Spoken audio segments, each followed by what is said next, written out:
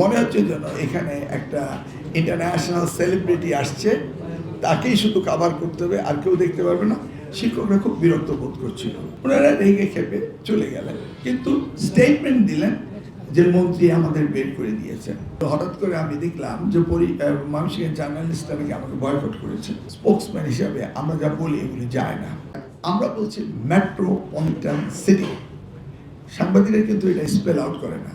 আমি জানি না, সামহাও আজকালকে দিনে দেখা যাচ্ছে যে গভর্নমেন্টের স্পোক্সম্যান হিসাবে আমরা যা বলি এগুলি যায় না। লেটস আমি কত ডিসেন্ট প্রোগ্রাম করলাম আজকে এই বরিশালে।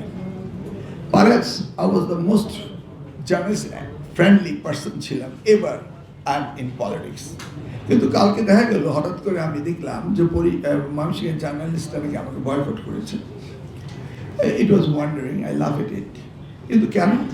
ওনারা এমনভাবে দাঁড়িয়েছেন শিক্ষকদের সামনে, আপনাদের স্টেজ কিন্তু উঁচা ছিল, মনে হচ্ছে যেন এখানে একটা ইন্টারন্যাশনাল সেলিব্রিটি আসছে, তাকেই শুধু কাভার করতে হবে, আর কেউ দেখতে পারবে না। শিক্ষকরা খুব বিরক্ত বোধ করছিল।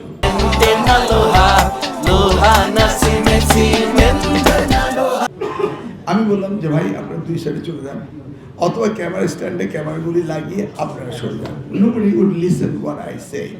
Alright, কন্টিনিউ হতো। ফাইনালি আমি গেলাম রস্টারের বক্তৃতা দিতে, এজন্য মহাপ্রলয়নকারী যুদ্ধ।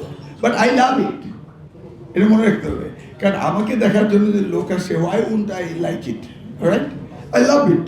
কিন্তু কথা হলো আমার তো ইন্টারাকশন করতে হবে শিক্ষকদের সাথে, নাকি? আমি ইন্টারাকশন করতে পারছিলাম না। তখন প্লিজ আপনার দুই সাথে যান, তাহলে আমি রোড মাঝখান দিয়ে হেঁটে হেঁটে শিক্ষকদের সাথে কথা বলি। আর আপনাদের জন্য ঠিক একই সিমিলার, যেমন আজকে আমরা মিলে বলে দিলাম যে এইখানে আমরা প্রেস কনফারেন্স, কালকেও কিন্তু বলে দেওয়া হয়েছে যে আমরা সার্কিট হাউসে সাংবাদিকদের সাথে লাঞ্চ করবো, প্রেস কনফারেন্স করবো, এটা বলে দেওয়া হয়েছে দ্য বিগিনিং অফ দ্য মিটিংয়ে। তো এখানে কোন বিএনসিসি নাকি বলছে তাড়াতাড়ি যান, কোন শিক্ষক নাকি বলছে ডিস্টার্ব করেন না। শিক্ষকরা যে অ্যানয়েড হচ্ছে, তারা যে তাদের ক্রোধ যে পাম্পিং হচ্ছে, এটা কিন্তু আমি বুঝতেছিলাম। এই জন্য কিন্তু আমি ইন্টারভেন বলছিলাম যে আপনারা দুই সাইডে যান। ওনারা রেগে খেপে চলে গেলেন, কিন্তু স্টেটমেন্ট দিলেন যে মন্ত্রী আমাদের বের করে দিয়েছেন। ইজ দ্যার এনি ডকুমেন্ট যে আমি বলছি বেরিয়ে যান?